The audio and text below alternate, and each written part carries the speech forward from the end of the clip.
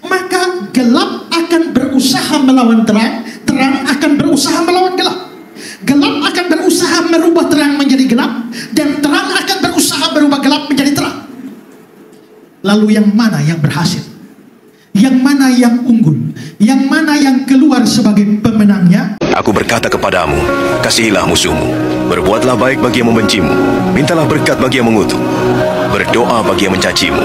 Kalau pipi kirimu ditampar, berikan juga pipi kanan. Aku yang memilih kalian. Nanti kami bersuka cita, karena hari ini kami mulai merayakan Natal lagi.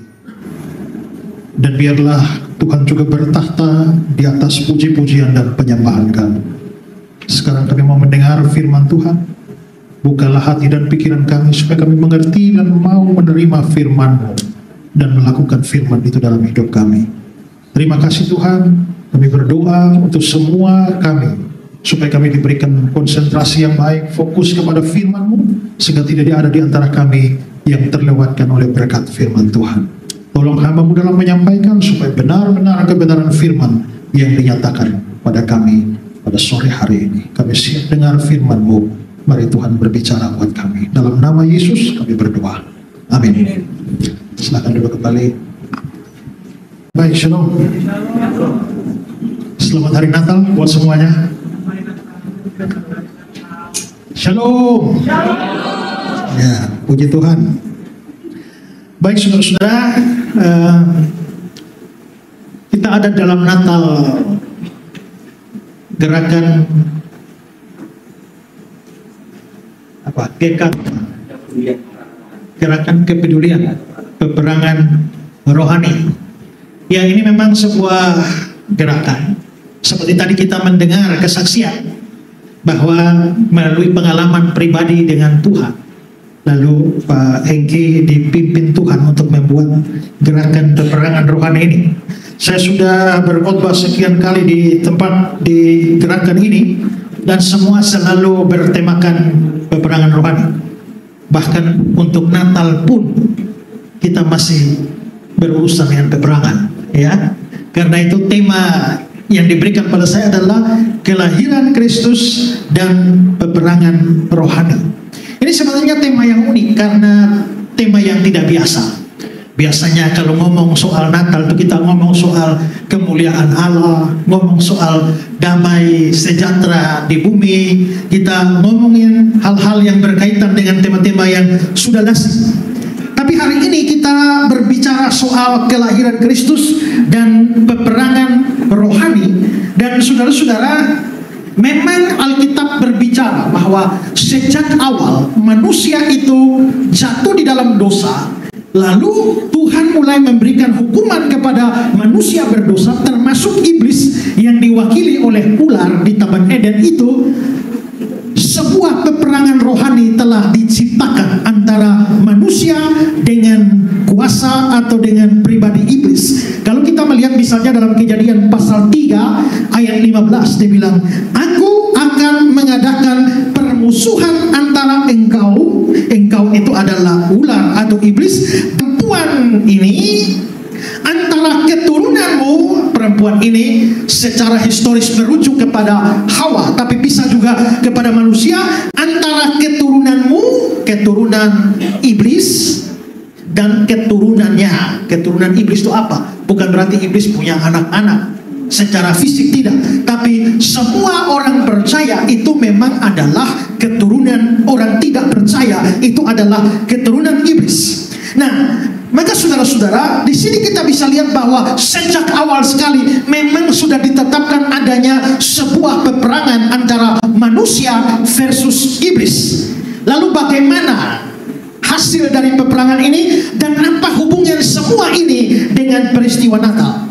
Nah, saudara-saudara, waktu saya merenungkan bagian ini atau tema ini, lalu pikiran saya lari ke Yesaya pasal 9 ayat 1. Coba kita lihat Yesaya 9 ayat 1. "Bangsa yang berjalan di dalam kegelapan telah melihat terang yang besar. Mereka yang diam di negeri kekelaman, atasnya terang telah bersinar." Nah, saudara-saudara, saya mau berbicara bertolak dari ayat ini, tetapi menjelaskan ini dalam konteks peperangan rohani. Dan saya mau membagi pembahasan saya dari kalimat demi kalimat atau frase demi frase yang muncul di dalam Yesaya 9 ayat 1 ini. Nah, karena itu hal pertama yang saya bahas adalah potongan kalimat berjalan dalam kegelapan, diam di negeri kegelapan.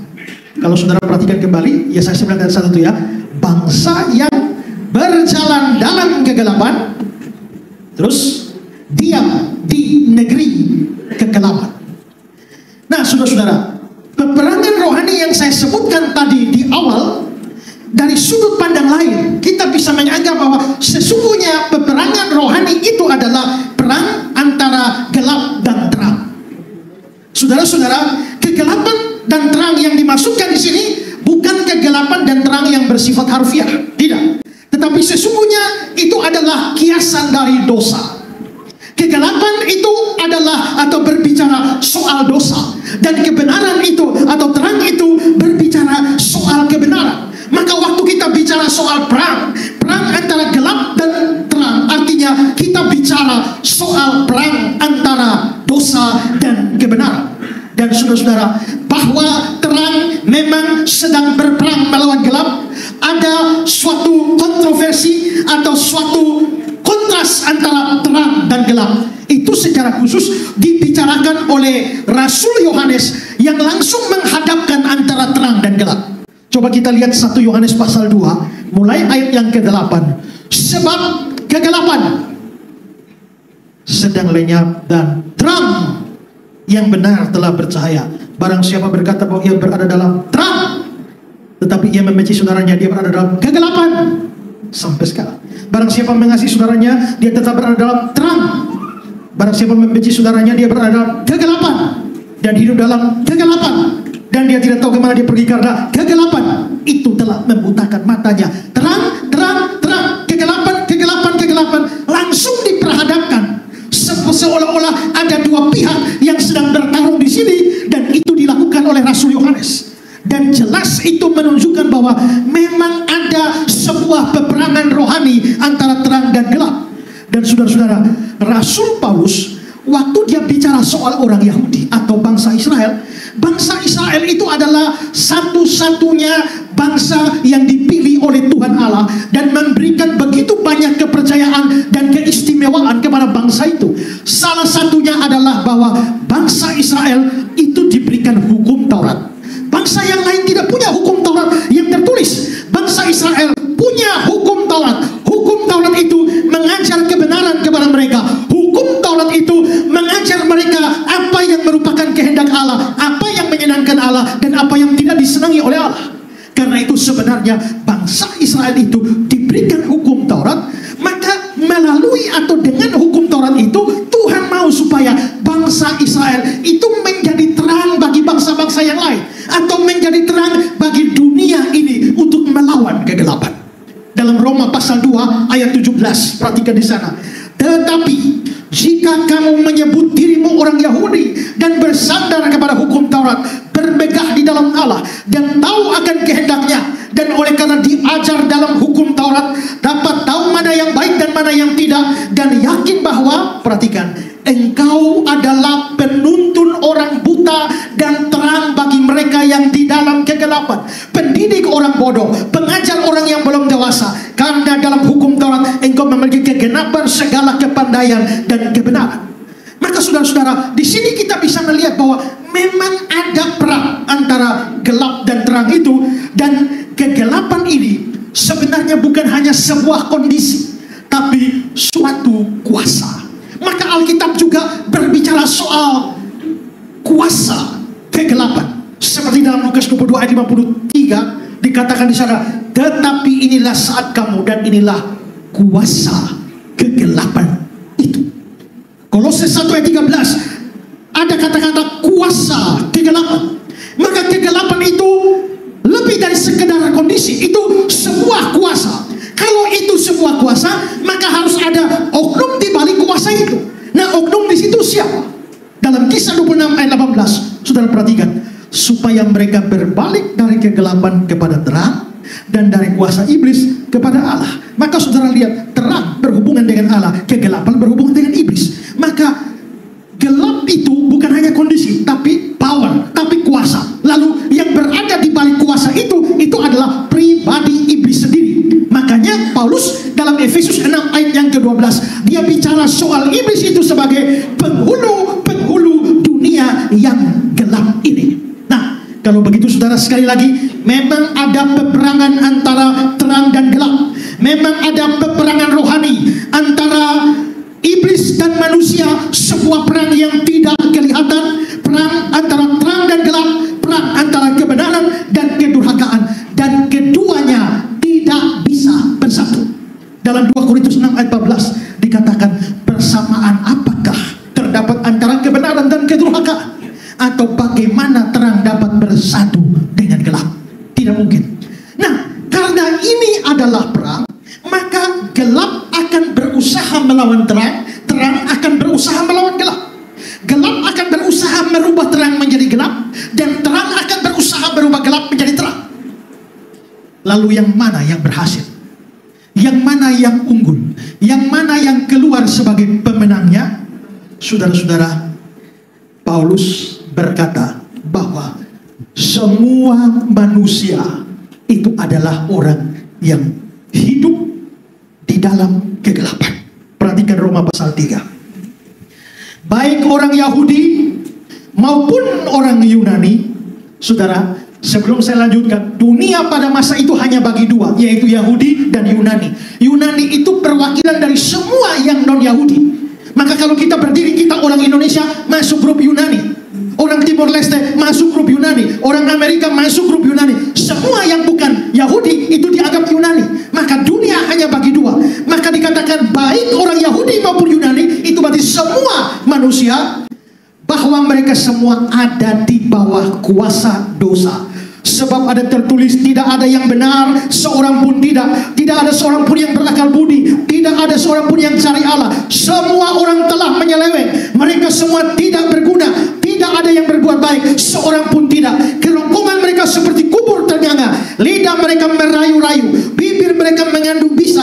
Mulut mereka penuh dengan sumpah serapah. Kaki mereka cepat menumpahkan darah. Keruntuhan kebinasaan mereka tinggalkan di jalan mereka, dan jalan damai tidak mereka kenal. Rasa takut kepada Allah tidak ada dalam orang itu. Lalu ayat 23, semua orang telah berbuat dosa dan telah kehilangan kemuliaan Allah. Kalau begitu kita boleh berkata bahwa semua manusia jatuh ke dalam kegelapan. Semua manusia hidup di dalam kegelapan. Semua manusia dikuasai oleh kegelapan. Dan dengan kata lain, sebenarnya seperti Yesaya 8 ayat 22, hanya kesesakan, kegelapan, dan kesuraman. Dan coba lihat juga Roma 12 ayat 1. Sebab sekalipun mereka mengenal, Roma 1 ayat 21, sebab sekalipun mereka mengenal Allah, mereka tidak memuliakan Dia sebagai Allah, mengucap syukur padanya. Sebaliknya pikiran mereka jadi sia-sia. Hati mereka yang bodoh menjadi gelap. Hati yang bodoh menjadi gelap. Dalam Efesus 5 ayat 8, memang kamu adalah kegelapan. Maka saudara-saudara, itulah sebabnya Yesaya 9 ayat 1 yang kita baca di awal tadi, dia bilang, bangsa itu berjalan dalam kegelapan dan diam di negeri kegelapan. Maka saudara-saudara, sebenarnya di sini kita bisa lihat semua manusia tanpa kecuali itu ada di dalam kegelapan. Saya berikan kata-kata dari Matthew Paul, dia bilang begini, kegelapan, ungkapan ini bersifat umum dan mungkin saja mencakup kegelapan bencana dan kegelapan ketidaktahuan, penyembahan berhala dan kenajisan, di mana mereka sangat terlibat di dalamnya karena jauhnya jarak mereka dari tempat kudus Allah dan karena sering berhubungan dengan bangsa-bangsa lain yang berbatasan dengan mereka. Secara konteks Yesaya 9 ayat 1, kalau kita geser ke belakang ada Yesaya pasal 8, itu bicara sebenarnya soal wilayah Galilea, sehingga dikatakan bangsa itu, bangsa Galilea itu adalah bangsa yang berjalan di dalam kegelapan. Tapi lebih daripada itu, itulah kegelapan dosa. John Gill bilang begini, merupakan karakter yang benar dari semua umat Allah sebelum pertobatan, yang berada dalam keadaan kegelapan, di bawah kuasa dosa, terkurung dalam ketidakpercayaan, berada dalam ketidaktahuan akan diri mereka dan keadaan mereka, akan dosa dan bahaya bahaya yang dihadapkan pada mereka oleh dosa, akan perkara-perkara ilahi dan rohani, akan kasih karunia Allah, akan jalan damai sejahtera, kehidupan, keselamatan oleh Kristus, tentang pekerjaan roh yang diberkati, dan tentang kebenaran-kebenaran Injil. Mereka berada dalam kegelapan dan tidak dapat melihat objek-objek dalam pengertian rohani, tidak membaca firman sehingga dapat memahaminya atau melakukan apa yang baik. Mereka berjalan dalam kegelapan tanpa mengetahui di mana mereka berada dan kemana mereka akan pergi. Maka inilah kondisi manusia. Semuanya hidup di dalam kegelapan. Dan bukan hanya manusia hidup di dalam kegelapan, tapi sudah hidup dalam kegelapan sekaligus pencitraan. Yohanes pasal 3, manusia lebih menyukai kegelapan daripada terang, membenci terang dan tidak datang kepada terang. Kalau sudah keadaan begini, kembali kepada konteks peperangan, bahwa di dunia ini ada perang antara terang dan gelap. Lalu yang mana yang keluar sebagai pemenang? Yang mana? Gelap. Ya kan? Karena kita bisa lihat semua manusia ternyata hidup di dalam kegelapan. Tidak ada manusia yang tidak berdosa. Saudara, satu hari saya ada di sebuah pulau, lalu ada orang datang dan berkata kepada saya, ada satu bapak yang sakitnya rasanya sudah tidak disembuhkan, tidak bisa disembuhkan lagi. Maukah bapak pergi dan menginjili dia? Saya bilang boleh. Langsung naik ojek cari dia. Setelah cari dia, saya mulai bicara. Dan waktu kita memberitakan Injil kepada orang, kita harus pastikan orang itu sadar dirinya adalah orang berdosa. Lalu saya bilang, bapak sebagai orang-orang berdosa. Lalu dia bilang, saya tidak berdosa. Saya kaget. Biasanya orang akan mengakui walaupun dia tidak merasa dosa-dosa amat, tapi dia tahu dia orang berdosa. Tapi si bapak bilang, saya bukan orang berdosa. Saya bilang, bapak tidak pernah berdosa? Dia bilang, tidak. Apakah bapak pernah maki orang? Tidak. Apakah bapak pernah mencuri? Tidak. Bapak pernah merampok? Tidak. Bapak pernah iri hati sama orang? Dia bilang tidak. Mungkin bapak pernah absen gereja? Dia bilang tidak. Dari dulu sampai sekarang gereja terus, hanya sakit saja tidak datang gereja. Atau mungkin pernah marah sama istri? Dia bilang tidak. Semua tidak, semua tidak. Saya rasa orang ini orang berdosa tapi tidak sadar dirinya orang berdosa. Ini orang buta dan orang dalam gelap. Lalu saya mulai bicara. Saya dalam hati saya pada Tuhan, Tuhan tolong bukakan mata dia supaya dia sadar dirinya orang berdosa. Karena kalau orang tidak sadar diri berdosa, bagaimana dia rasa butuh juru selamat? Lalu saya tanya lagi, mungkin bapak ada pernah mau buat baik pada orang tapi tidak jadi? Dia bilang tidak, saya dapat kesempatan saya buat baik. Atau mungkin bapak pernah lalai dalam persembahan persepuluhan? Dia bilang tidak, saya kasih terus. Mungkin bapak pernah mencuri? Tidak pernah mencuri. Saya hampir putus asa. Tiba-tiba dia bilang, sabar pak, saya memang tidak pernah mencuri, tapi teman-teman saya pernah curi kambing. Saya hanya ikut makan. Nah, saya bilang, itu pak, itu sudah cukup bawa bapak ke neraka. Hanya ikut makan pada bapak tahu itu adalah barang curian, itu sudah cukup bawa bapak masuk neraka. Saudara bayangkan, orang dosa begitu banyak tapi merasa diri suci, tidak merasa ada dosa satupun. Tidakkah itu buta? Tidakkah itu memang berjalan dalam kegelapan? Maka di sini kita bisa melihat bahwa sebenarnya dalam babak pertama peperangan rohani ini, kita harus mengakui kegelapan keluar sebagai pemenangnya, sebagai juaranya. Kegelapan akan naik ke podium dan menerima mahkota juara, mahkota kemenangan. Peperangan itu babak pertama dimenangkan oleh iblis. Tapi saudara, Yesaya 9 ayat 1 tidak hanya punya potongan itu. Ada potongan yang kedua. Mari kita lihat. Ada kata-kata melihat terang yang besar, terang telah bersinar. Lihat ayat 1 itu ya. Telah melihat terang yang besar, atasnya terang telah bersinar. Saudara, seperti saya jelaskan tadi bahwa dalam babak pertama peperangan rohani itu, iblis memang keluar sebagai pemenang. Gelap itu memang menang. Tapi ternyata, atau ingatlah bahwa itu belum final. Karena Yesaya pasal 8 ayat 23 bilang begini, tetapi tidak selamanya akan ada kesuraman. Tidak selamanya. Dan selanjutnya, tidak selamanya ada kesuraman. Lalu masuk Yesaya 9 ayat 1, bangsa yang berjalan dalam kegelapan telah melihat terang diam dalam negeri kegelapan, atasnya terang telah bersinar. Kalau begitu, terang akhirnya bersinar. Terang akhirnya muncul. Tapi pertanyaan kita, terang itu apa? Terang itu apa? Pertanyaan yang kurang tepat. Harusnya terang itu siapa? Karena terang itu di dalam gambaran ini lebih bersifat personal. Nah, saudara lihat itu kan Yesaya 9 ayat 1 ya. Ayat 1 bilang terang telah bersinar. Terang itu siapa? Ayat 2, ayat 3, ayat 4, ayat yang kelima kita ketemu dengan sebab seorang anak telah lahir untuk kita, seorang putra diberikan untuk kita. Sering kita mengutip ayat ini sebagai ayat Natal, bukan? Kalau begitu, seorang anak yang telah lahir untuk kita di ayat 5, itulah terang yang bersinar di ayat 1. Seorang putra telah diberikan bagi kita, itulah terang yang besar yang dibicarakan di dalam ayat 1. Maka terang itu bukan soal apa, tapi soal siapa. Nah, apakah Yesaya 9 ayat 5 memang bicara soal Yesus? Pada waktu saya debat sama mualaf Insan Rokok Ginta, lalu saya pakai Yesaya 9 ayat 5, saya bilang ini untuk Yesus. Nah, sebab seorang anak telah lahir bagi kita, untuk kita seorang putra diberikan bagi kita, namanya disebutkan orang Allah yang perkasa. Itu berarti Yesus itu Allah yang perkasa. Tapi dia bilang begini, ini menunjukkan pendeta Ezra tidak tahu bahasa Indonesia. Kenapa? Karena kalau itu nubuat dalam Yesaya itu 750 tahun sebelum Yesus lahir.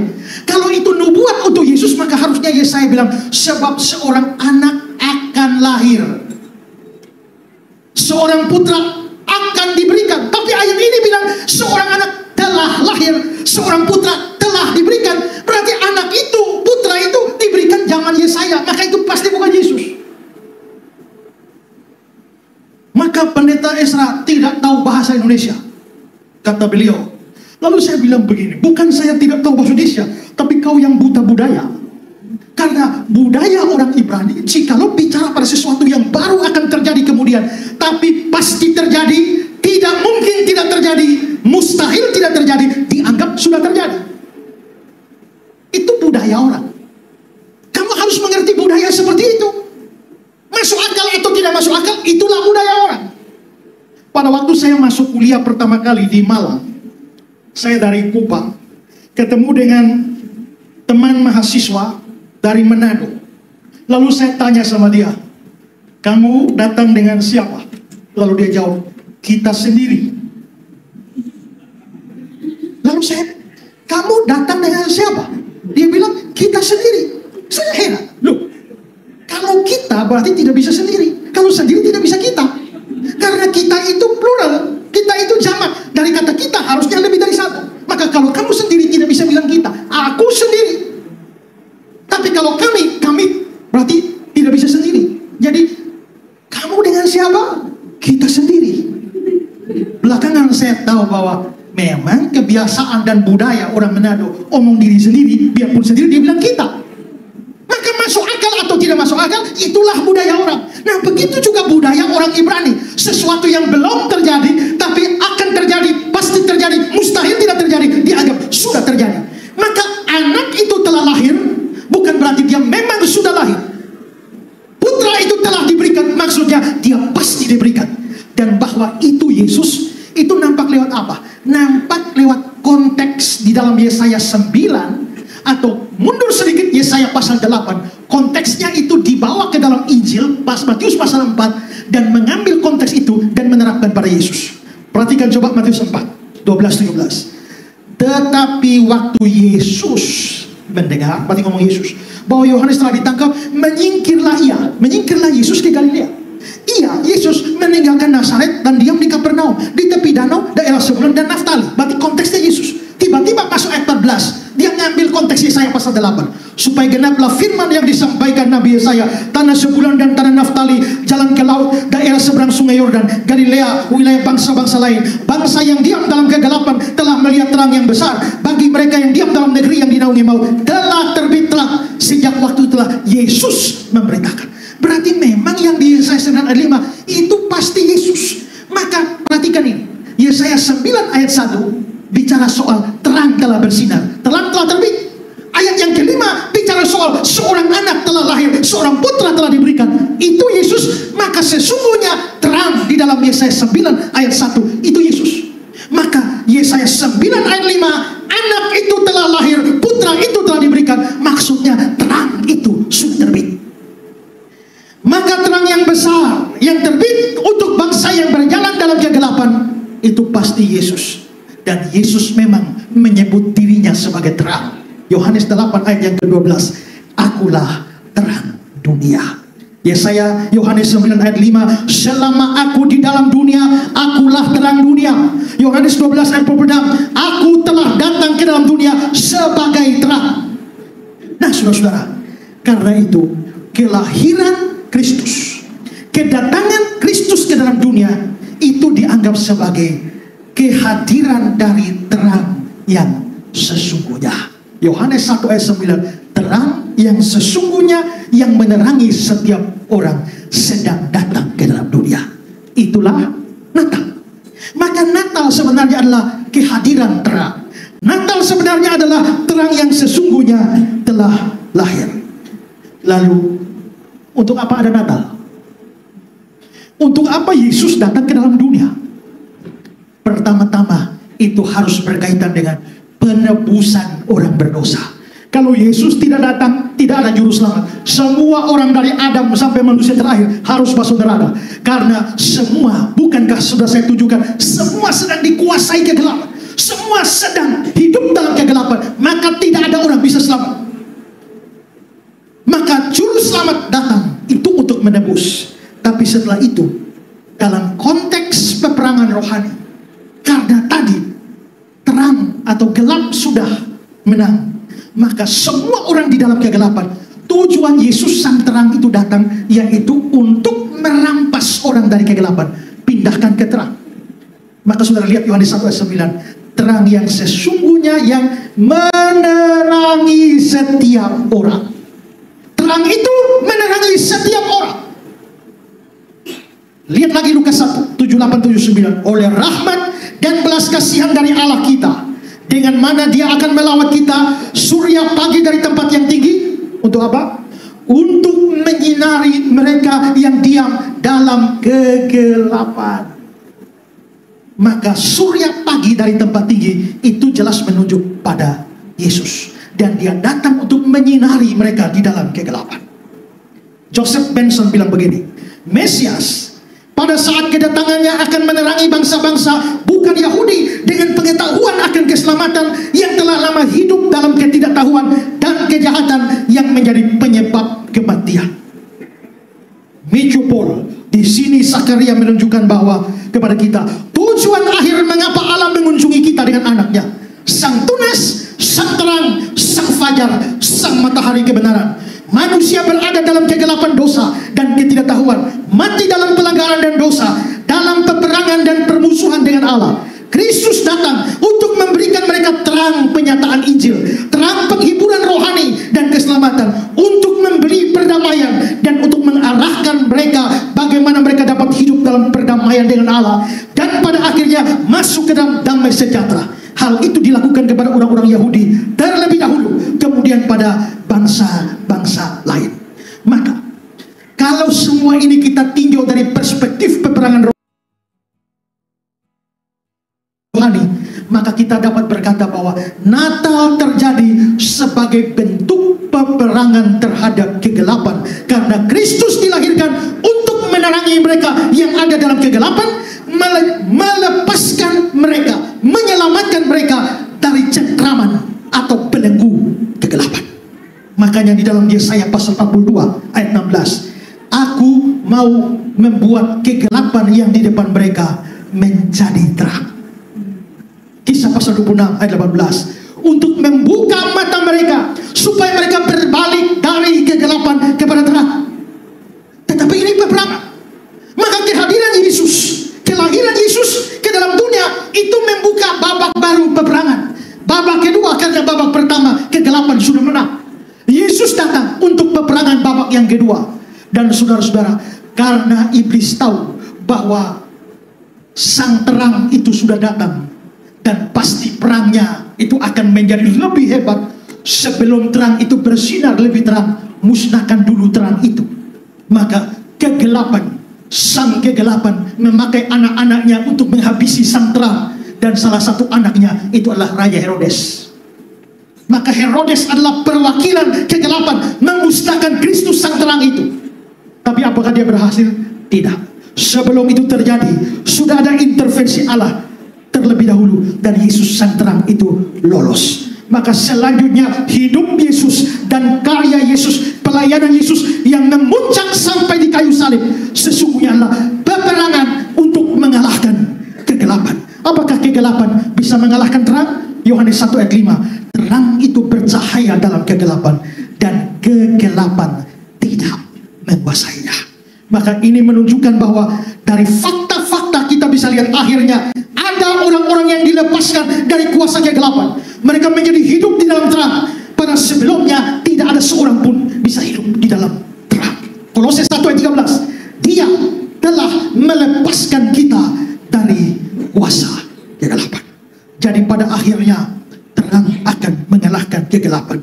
Pada akhirnya orang-orang yang hidup dikuasai iblis, dikuasai kegelapan, dilepaskan dan hidup di dalam terang.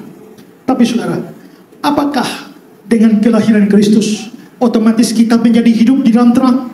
Apakah dengan kelahiran Kristus otomatis semua kita dilepaskan dari kegelapan? Tidak. Karena kalau terang itu sudah datang, tapi orang membenci terang itu. Terang itu sudah datang, tapi orang tidak datang kepada terang itu.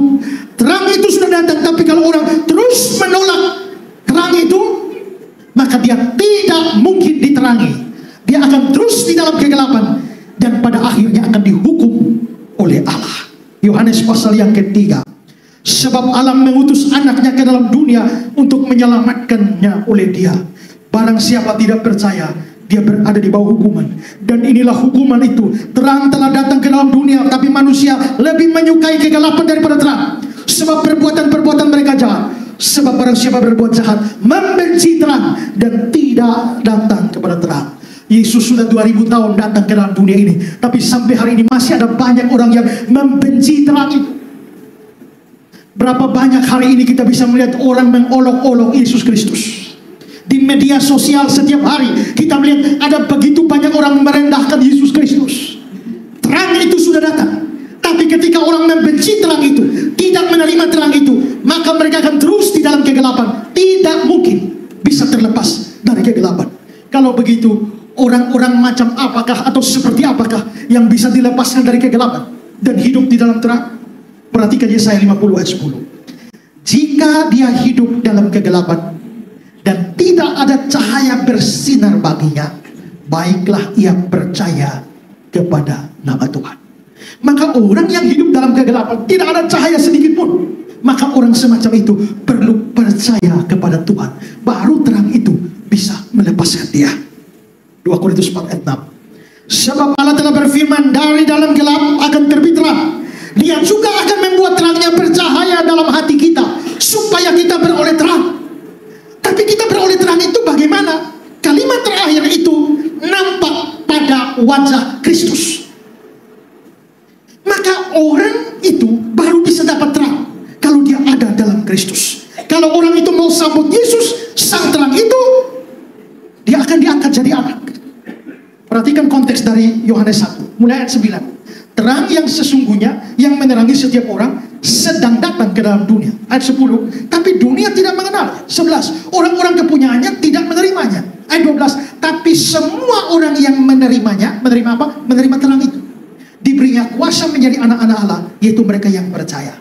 Nah, kalau orang percaya menerima terang itu, dia menjadi anak Allah. Karena Allah itu adalah terang, maka waktu dia menjadi anak Allah, otomatis dia jadi anak terang. Itu yang dibicarakan dalam 1 Tesalonika 5 ayat 5. Kamu semua adalah anak-anak terang, anak-anak siang.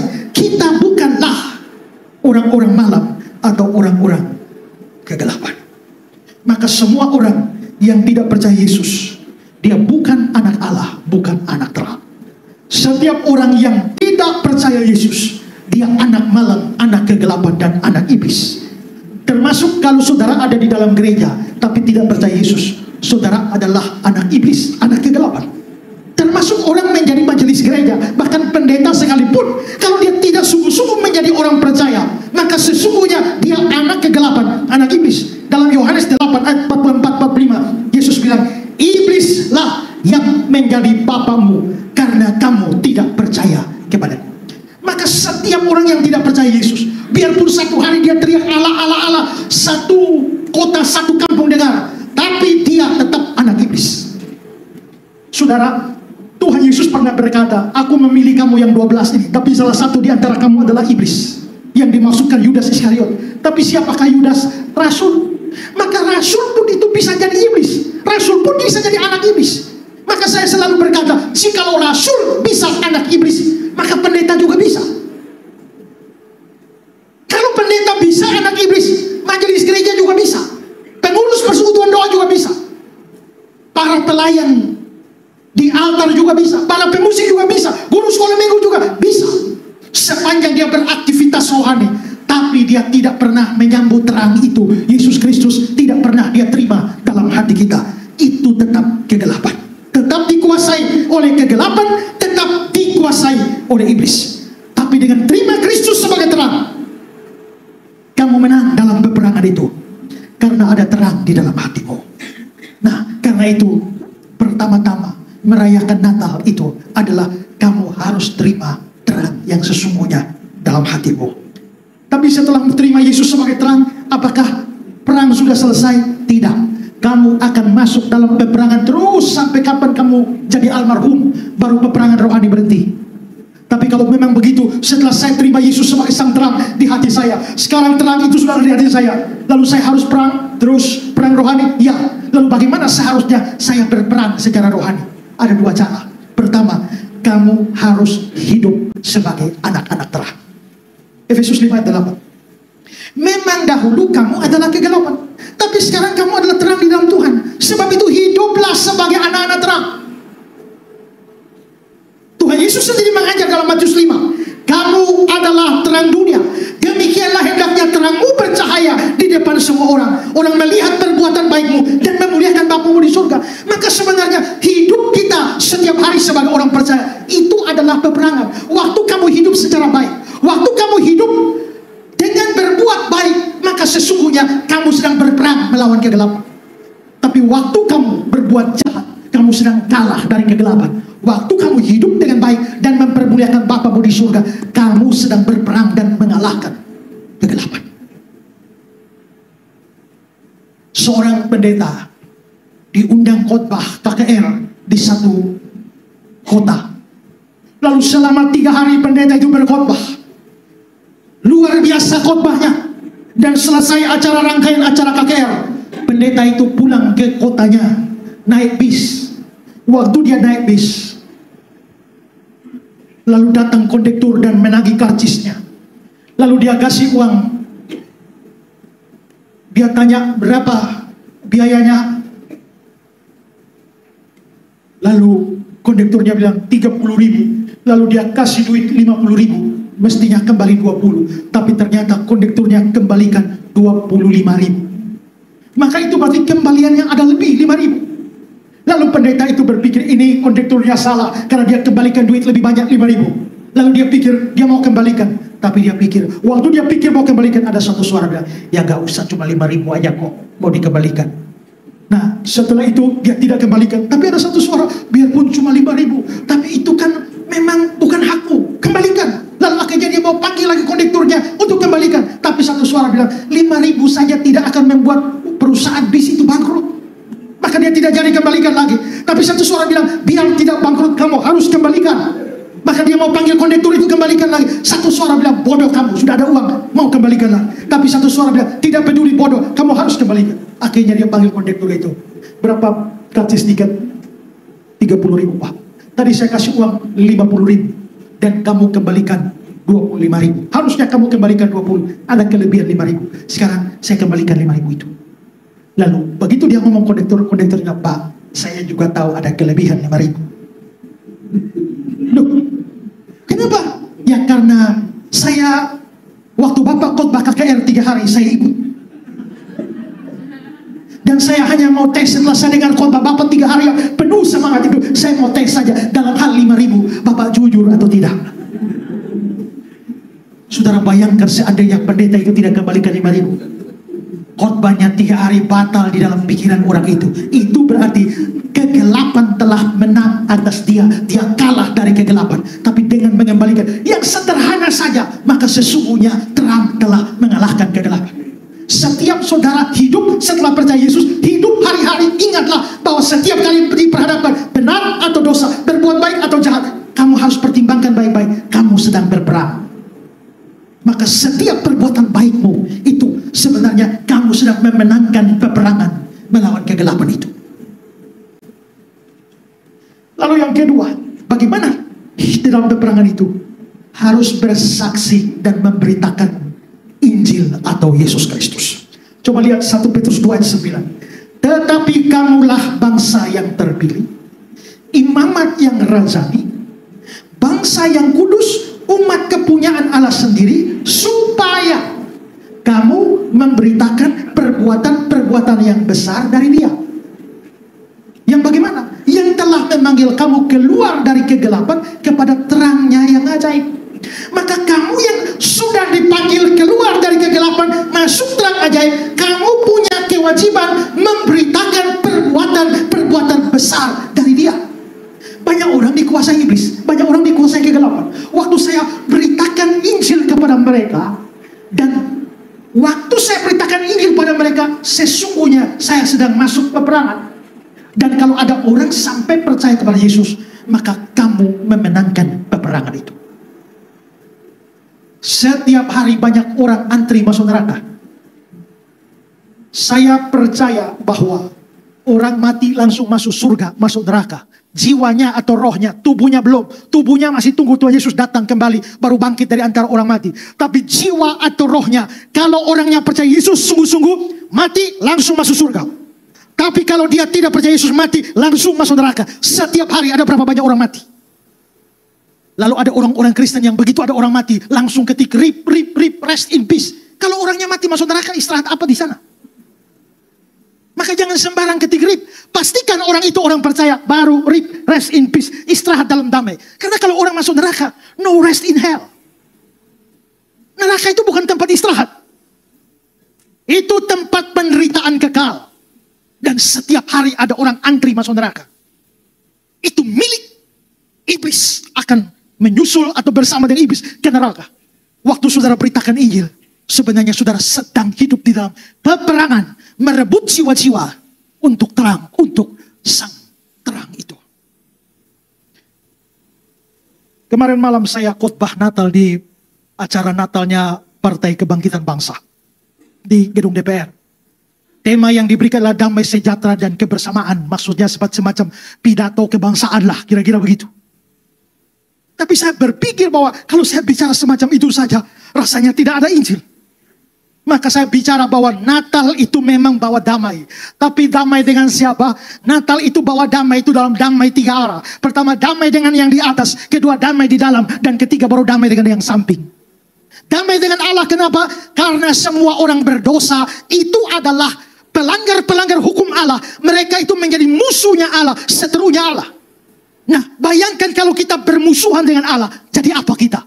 Tapi Allah berinisiatif mendamaikan dirinya dengan orang berdosa melalui Kristus. Maka orang yang percaya kepada Kristus jadi anak Allah, jadi sahabat Allah. Tapi kamu yang tidak percaya Yesus, kamu tetap musuh Allah. Kecuali percaya kepada Yesus. Kedua, damai dalam hati. Kamu boleh kaya macam apapun juga. Ada orang yang kaya raya, ya, mari mutu sanifasan, kekayaan luar biasa, tapi naik lantai 7 dan terjun. Dan bunuh diri. Kenapa? Apakah kurang kaya? Tidak. Apakah kurang hiburan? Tidak. Apakah kurang senang? Tidak. Tapi ada ruang kosong di dalam diri setiap orang yang hanya bisa diisi oleh Kristus. Karena Kristus berkata, damai sejahtera yang kuberikan tidak seperti yang diberikan oleh dunia ini. Maka orang kalau mau cari damai, hanya didapat di dalam Yesus. Setelah saya omong 2 itu, baru saya pidato kebangsaan.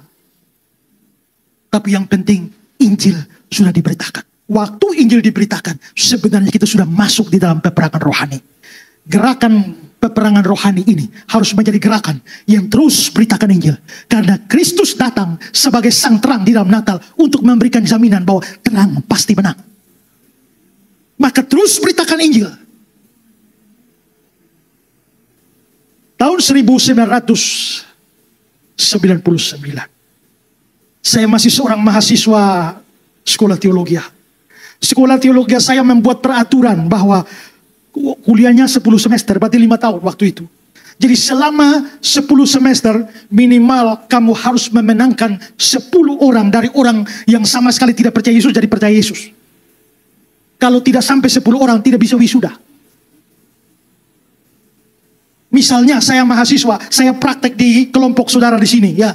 Maka setelah itu saya beritakan Injil kepada orang di sana, lalu dia sudah percaya. Maka setelah itu Pak Hengki yang harus kirim surat kepada sekolah saya. Nama Hengki Jita hari ini memberi keterangan bahwa mahasiswa yang bernama Esra Alvesoro benar-benar telah memberitakan Injil kepada seorang yang bernama Abdullah Rahman yang telah dibaptis pada tanggal sekian dan saat ini sedang ikut pelajaran katekisasi di gereja, di tanda tangan cap gereja. Kalau tidak begitu tidak lulus. Maka kita juga ketar-ketir mau beritakan Injil bagaimana. Satu hari saya pergi ke pelayanan, hanya datang hari Jumat, pulang hari Minggu, hari Jumat datang lagi. Satu hari saya berkunjung ke rumah jemaat, lalu saya diberitahu bahwa tuh ada pembantunya yang non-Kristen. Nah, saya langsung bilang sama tuan rumah, bolehkah saya beritakan Injil kepada ibu itu? Tuan rumah bilang, boleh Pak, silakan.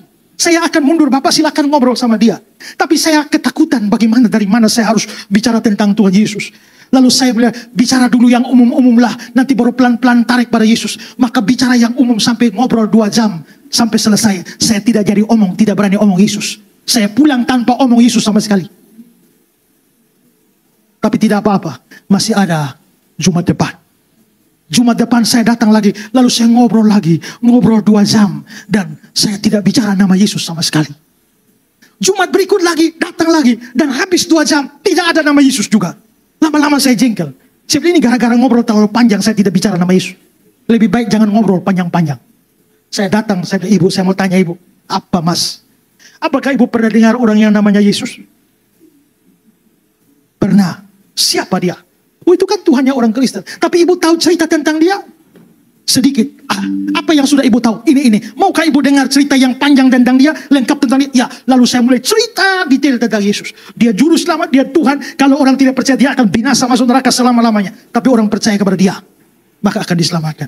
Maka dak dik duk. Saya tanya ibu, sekarang maukah ibu percaya dan terima Yesus sebagai juru selamat dan Tuhan ibu? Sambil saya dak dik duk.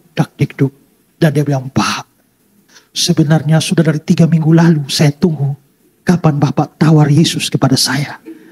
Tapi saya dengar Bapak omong panjang sini sana. Bapak tidak pernah omong tentang Yesus. Kalau Bapak tawar saya dari 3 minggu yang lalu, saya sudah terima. Betapa leganya hati saya, dan hari itu saya tuntun dia terima Yesus. Dan itu tepat jam 6 sore 25 Desember tahun 1999. Pas hari Natal. Saya pelayanan di desa dan di kampung hanya naik sepeda pancal yang zaman 17 Agustus 1945 dulu. Ya, sepeda-sepeda tinggi begitu. Saya naik sepeda itu sambil mendayung. Dan saya dalam hati saya bilang, Tuhan Yesus, di hari Natal, hari ulang tahun Tuhan Yesus, saya tidak bisa kasih hadiah apa-apa selain kasih hadiah 1 jiwa buat Tuhan Yesus. Saya tahu saya memenangkan peperangan rohani melawan kegelapan ketika saya membawa orang-orang dalam kegelapan bertemu dengan Kristus, sang terang dunia itu. Inilah Natal yang kita lihat dari kacamata peperangan rohani. Kalau Kristus tidak datang, kegelapan pasti menang. Tapi karena Kristus sudah datang, terang pasti menang. Sekarang kembali kepada kita. Hiduplah sebagai anak-anak terang.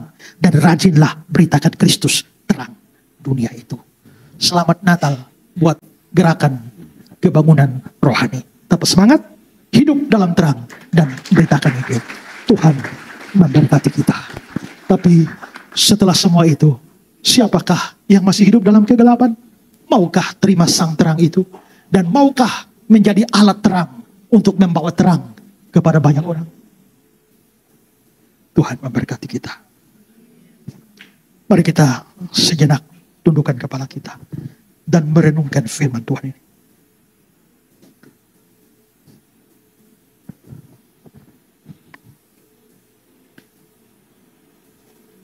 kehadiran Kristus ke dalam dunia ini adalah kehadiran terang. Bangsa yang berjalan dalam kegelapan telah melihat terang yang besar. Mereka yang diam dalam negeri kekelaman, baginya telah terbit terang. Kristus datang ke dalam dunia sebagai sang terang untuk merampas, untuk menyelamatkan mereka dalam kegelapan. Dialah terang yang sesungguhnya. Biarlah setiap kita menyukuri kehadiran terang itu dalam hidup kita. Aku berkata kepadamu, kasihilah musuhmu, berbuatlah baik bagi yang membencimu, mintalah berkat bagi yang mengutuk, berdoa bagi yang mencacimu. Kalau pipi kirimu ditampar, berikan juga pipi kanan. Aku yang memilih kalian.